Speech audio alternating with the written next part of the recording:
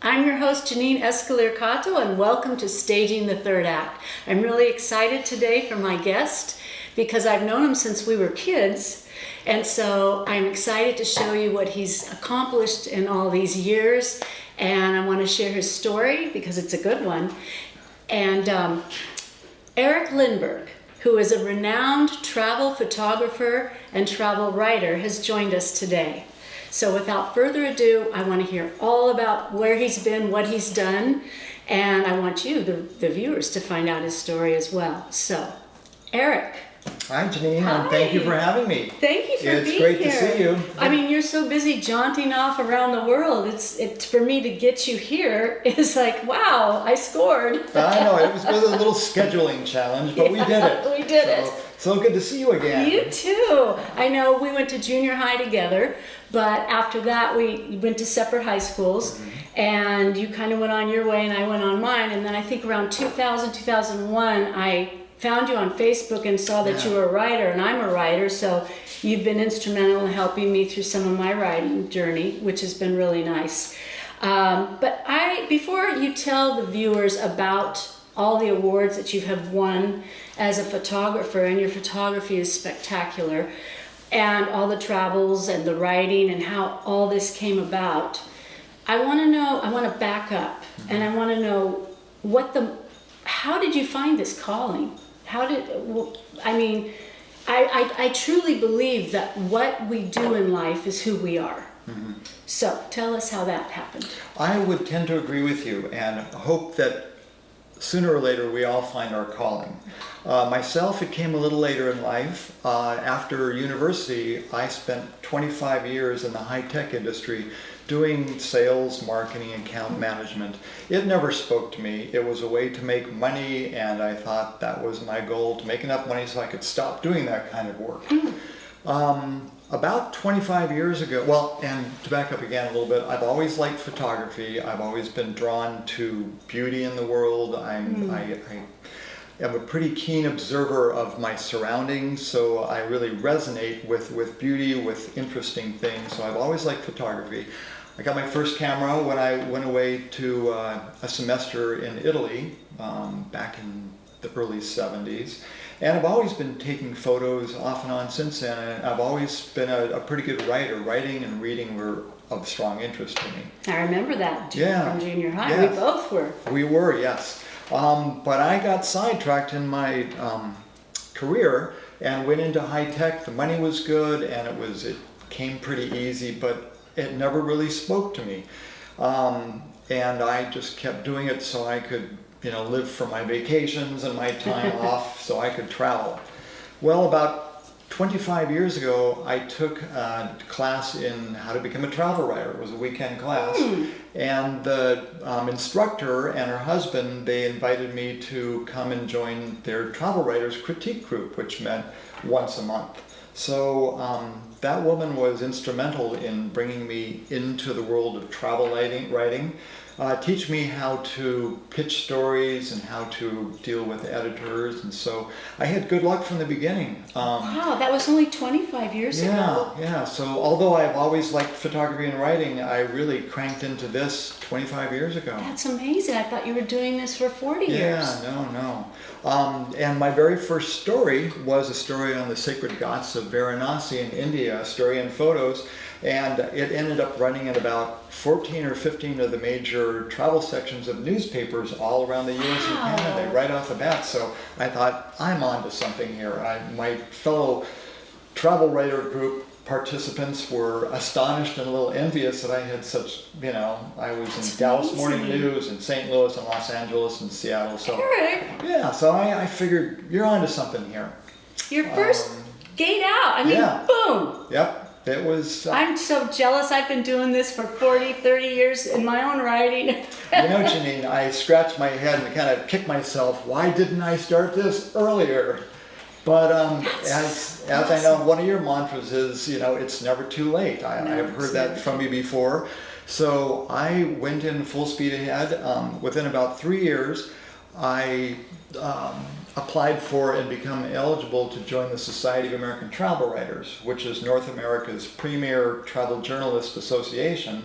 And I've been in there for about 21, 22 years. And so through working there and developing a network, that's my tribe, the Society of American Travel Writers. Wow. We meet all around the world for meetings, and it's my people. So through working there and a lot of hard work and paying attention, I've developed my writing, and more so in the past 12, 14 years, my photography, where I can pick and choose, jobs. And I wrote a guidebook on Colorado, and I wrote a guidebook on Denver. So you got in on your writing first before the photography? Actually, it was both. Okay. All of my stories that I wrote for newspapers, I was doing newspaper travel sections for the first 10, 12 years of my career, and my photos were always part of the stories. So I don't think I wrote one story where my photos weren't used. So did you have knowledge of photography before? Okay, so this coincided your photography and your writing. Did you have knowledge of photography before you started the writing aspect? I'm self-taught, Okay. but I feel like I've always had a good eye. I like to think that I see things that other people don't always see, and I just kept working at it. I would read articles. I studied other photographers that I really liked and admired, and that helped inspire me and develop my eye. So no, I think they were both kind of developed at the same time. And Fascinating. in the past 12, 14 years, I enjoy photography more than writing. It comes easier to me.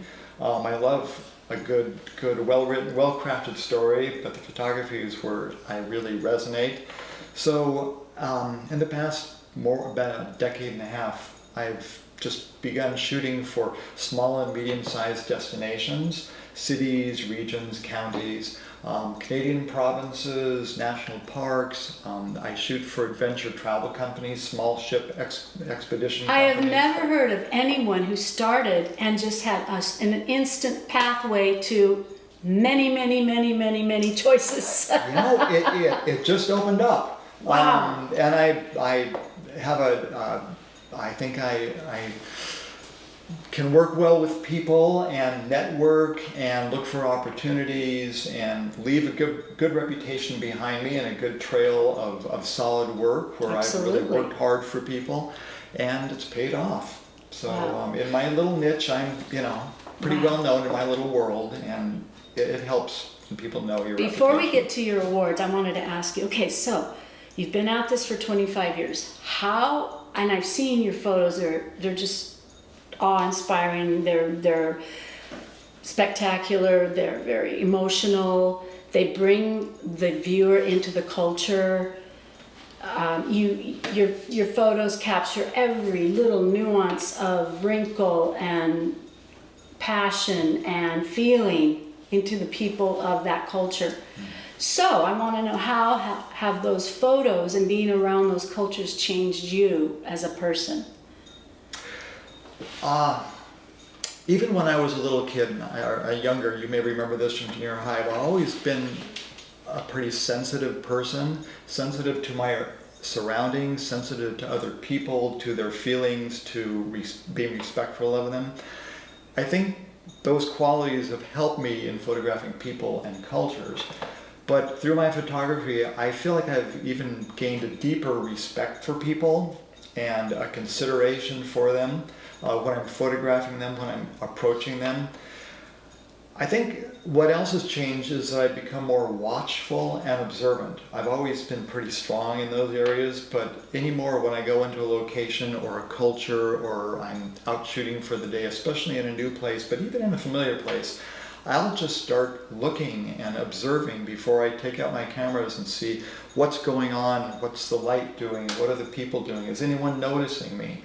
I'm dropped deeper into a place, I think, and learn how to do that as a result of doing it every day, or every time I go out. So I think connecting with people has gotten stronger as a result of photography, and being more observant and more present where I am. Nice. And I think those are what you asked. Yes. How has it changed my... Okay, I didn't say at the outset that this show is primarily for baby boomers who don't have progeny, children, grandchildren, and such. And so we have to start navigating our last act. Mhm. So how has this career helped you in your aging process and how you see yourself when you get to that point?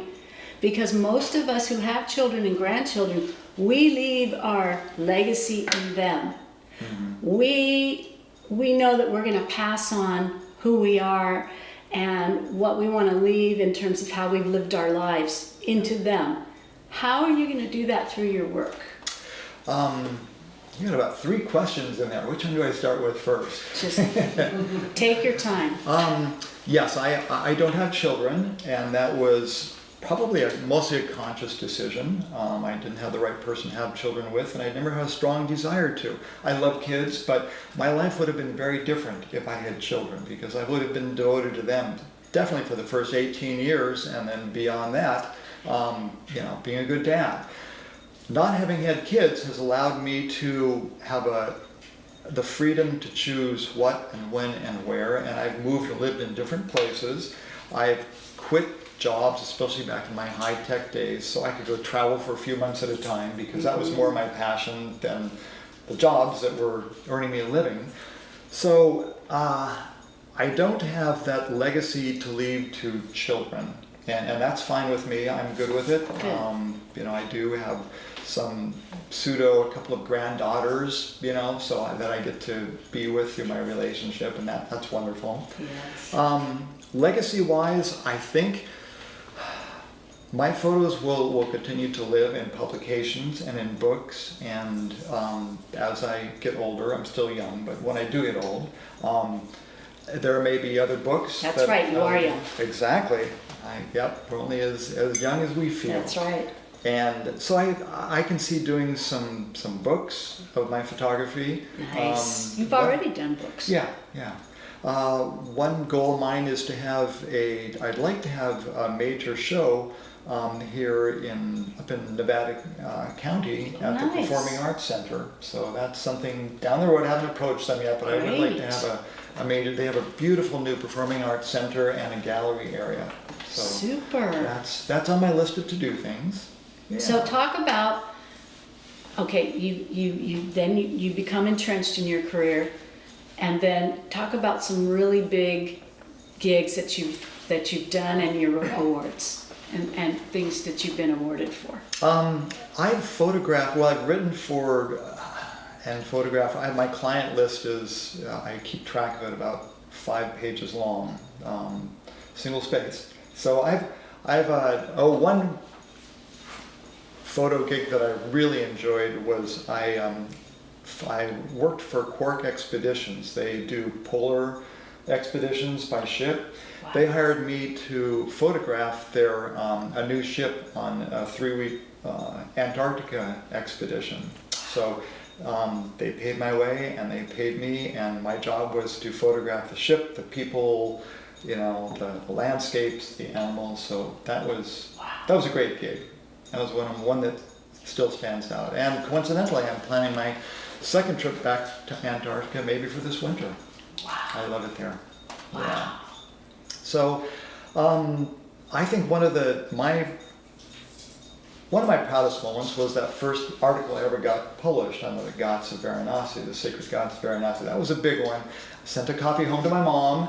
One of those things, got to tell mom. Of course. I was also honored by the Society of American Travel Writers. I was named their Photographer of the Year, not once but twice. Wow. And in the last 12 years, I think I've been one of the top 3 Photographer of the Year, either first, second, or third, I think 10 of the last 12 years. So I'm honored by them and recognized by my peers, which is a real nice honor. That's even better than some, aloof panel. Yeah. That's, when you're recognized by your peers, these are the people out in the field. Right. And some of that know what it takes. Yeah. And some of the best photographers in the business right now. So that was a real honor for me. Wow. Did you work for National Geographic? No, I never did. Oh, I thought you had. I approached them a few times, and I had some project I was proposing to them, and it's hard to break into that one. It's sort of it's the holy grail for travel photographers and writers. And if I tried harder, I think I could have. I'm sure you could gotten have in, just but showing them I your just- portfolio. Yeah, I've been so busy doing other projects that How do your projects come? Most of the time, I'd say 75-80% of the time, I go out and find them. I approach small and medium-sized destinations or adventure travel companies and show them what I can do and let them know that I can photograph and increase their stock library for their marketing and sales activity. Once in a while, there are people I've worked for before who come back to me year after year, and I continue to work for them. Mendocino County, I did quite a bit for the province of Saskatchewan in Canada year after year. Several counties down in Florida have had me back several times. Now, is it a lucrative career in terms of paying the bills and having extra, or is it more for the travel? Because I don't even know anything about the payment for travel photography and writing. Well, it was a good thing that I was in high tech for about 20 years Okay. and saved my money and invested wisely. Oh, good. Most people, I would say, maybe the top 10% make really good money, and the top 65% make a living. It's tough, it's very competitive. I had another job while I was starting out to supplement my income, so that really helped. Yeah, it's because it's so competitive and the rates aren't really good and the work is hard. You have to be constantly churning over new business and finding new projects. Yeah, and it's I would think. not a 9-to-5 Monday through Friday job. I work weekends. When I'm on a photo shoot, I'm up before dawn and work, past dusk, and then I go back to my hotel room and download photos and take notes and plan for the next day, try and get a few hours of sleep. So Wow, that is it's a intense. grind, but I love it, and when you're in that zone and doing what you love, That's it right there. doesn't feel like work. No, that's it. Yeah. Doing what you love. Yeah. Wow, that's so. But they do pay for your travel. Do they pay yes. for your travel? Yes, yeah. It's part of my every contract or agreement that I do. My travel and my food and lodging, car rental, incidentals are all paid for. Okay, now I'm at a point in my life. In fact, Philip, who does our photography and produces this show, we're in a writing group together, and we came upon an aha moment in our group this week. And I'm a person who's always run on intuition. Ever since I was a little girl, my mother knew that about me. Janine, if you feel it that strongly, you have to follow that. And she always encouraged that in me. And everything that I've followed deeply has always come to me through a deeply passionate intuition. And it's always happened with little moments and things that have happened to me where it's like, call it spiritual, call it divine intervention, whatever you want to call it. I want to know if you've had any kind of moment like that in your travels that have completely changed the vision of who you are or how you approach life. Whether you had an encounter with someone from another culture during your photography trek. Have you ever had a moment where you knew you were in the right moment at the right time at that precise moment in time? Dozens. I've had a lot of them. And isn't that what keeps us going? Yes. I've had times when everything falls into place. As a photographer, when the lighting is good and you've got the right situation with people or with animals, and someone comes into the viewfinder or the right animal or the right moment, and that's perfection.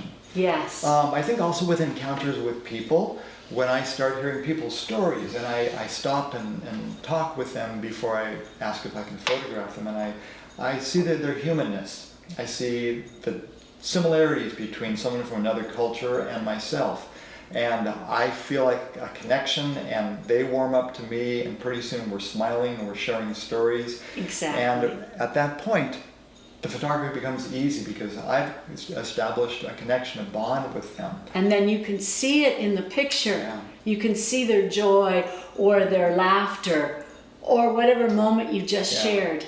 And it may not be the first shot, it may not be the second shot, it may be the second to the last shot out of 45 shots. But when you get it, and I feel their humanity, their personality, who they are in their eyes and in their gesture, and they're relaxed. That's one of those aha moments when it just all falls into place. Yes, Yeah. yes. And I've had those through my travel, not necessarily through my photographs because I just take them off my phone, but I've had those moments with people every time I travel. Yeah. Magic. It's magic. Yeah. It's just magic. And you understand travel too. I know it's a passion for you. It has been for me. I was fortunate to have parents who took us camping and backpacking all over the western U.S. when we were younger.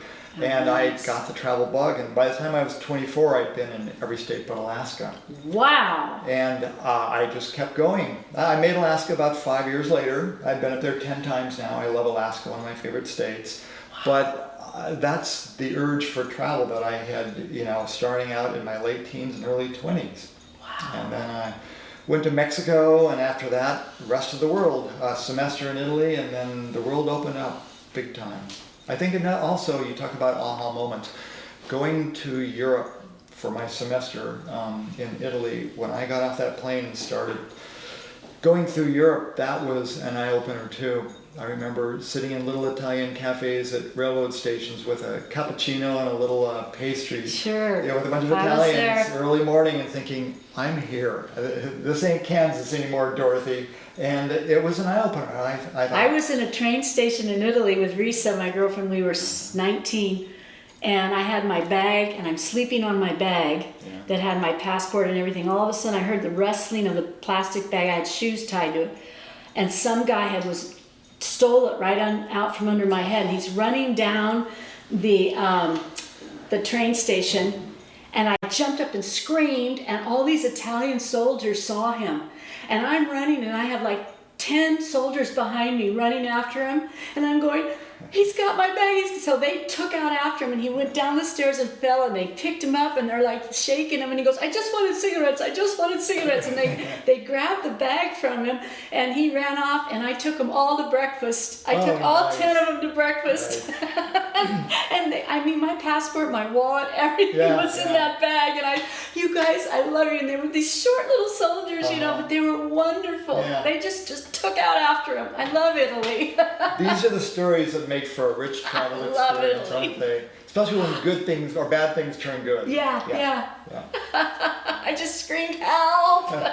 Reminds me of, I was in southern Italy backpacking around, and I had no place to sleep in this little town, and so I walked up into the hill next to town. There was a graveyard, a cemetery. So I rolled out my sleeping bag in the cemetery.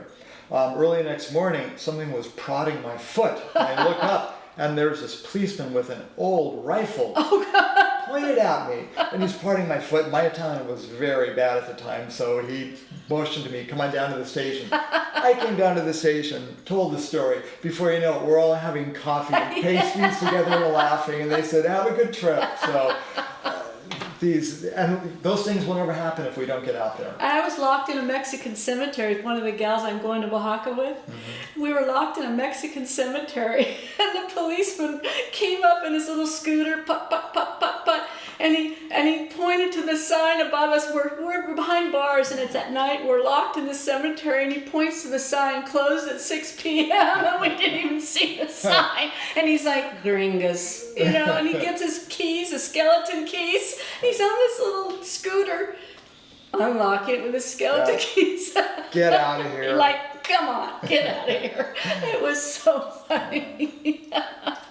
But yes, I wish everybody in the world would have to travel so that we wouldn't have the hatred and the discrimination and the racism, because it's just people are people. Yeah. One race, human race. Yeah. That's it. There's that Mark Twain quote, and I don't remember it exactly, but basically he says travel is detrimental to, and then it's racism and hatred and all these things. Not detrimental, or it dooms, it extinguishes. If you travel, you'll understand other people, and I think it would eliminate a lot of what we're facing in the world today. Yes. Misunderstandings. Absolutely. Cultural gaps. I just got the signal that we have. I mean, how fast has this gone, Eric? Yes. I mean, you're just I could sit and listen to you forever. We could go for hours. I mean, But we won't. I had no clue that you started in a class, which I've taken many like yours, many. And the first thing you write is just like, oh my God, this guy's got it. And it just takes off like that. It's like, I'm in awe. I mean, I'm just absolutely gobsmacked, and I'm so proud of you. Well, thank you. It did take a couple of drafts. Well, come on, we all have I to do do some drafts. rewrites. I'm just so proud of you and how Thank far you. you've come with it, and I've seen your work. It's astounding. Everyone should see it, and you are going to tell the viewers how they can do that. Okay. And thank you so much for taking the time to come today. I know how busy you are, and you brought your lovely lady who's sitting in the next room, and so I'm glad you could make a day of it. I know you live up in the foothills. But yes, and I do want to hear, when in Oaxaca, I want to hear more about your travels and things that you've done. Well, Janine, thank you for having me. It's been an honor to be here. I've really enjoyed sitting and talking. Here we are, more than 50 years later. Yeah, Who more would than have 50 thought years. 50 years ago we'd be sitting here now? I know. We couldn't have guessed We couldn't in a have. million years. No, we couldn't have. We couldn't have. Although we did know way back then that we were both destined for bigger things. Yes. We did know that. Yes, Because we were go-getters even then. we were. And we knew that. Each in our own way. Yeah, we knew that. Yeah. So please tell the viewers how they can get in touch and look at your website and see all your incredible work. Sure. So- Yes, my website is my name, ericlindberg.com, and I ask that you don't look at my website on a phone because you're looking at little tiny thumbnails, but get yourself a big screen and zoom in on some of those photos and have fun looking at photos from the world. Yes, because there's some incredibly beautiful close-ups of people, which I don't know, I love the close-ups of the faces. I'm drawn to that too, as is obvious from the website. Wow, Yeah. wow. Thank you. And some of your shots, the shots of the places and the colors. The colors are just astounding. I keep using that word astounding, I'm sorry. I get excited and it's hard to find words, adjectives to describe, and sometimes there aren't words to describe what you True. see out in the world that's beautiful. But he wanted me to stretch the time a little bit. So is there any parting philosophy, 2 minutes, is there any parting philosophy you have that you want to leave the viewers with? I think one thing that keeps resonating with me in the world is to, when I go to a place, keep my eyes open, observe, be very present in a place. We all know how distracted people are by their cell phones anymore, and I think they're Ooh, that's losing a the good point. experience of being in a place. My cell phone stays in my bag when I'm out working, and I find a much more meaningful experience just being present with where I am, whether traveling or going places day to day. That is a really good thing to leave the viewers with. Very, very true. Well, thank you so much. Thank you, Jenny. Yes, it's been fun. It's been really fun. Likewise, I enjoyed Thank it. you for watching Staging the Third Act. Hope to see you next time. Bye-bye.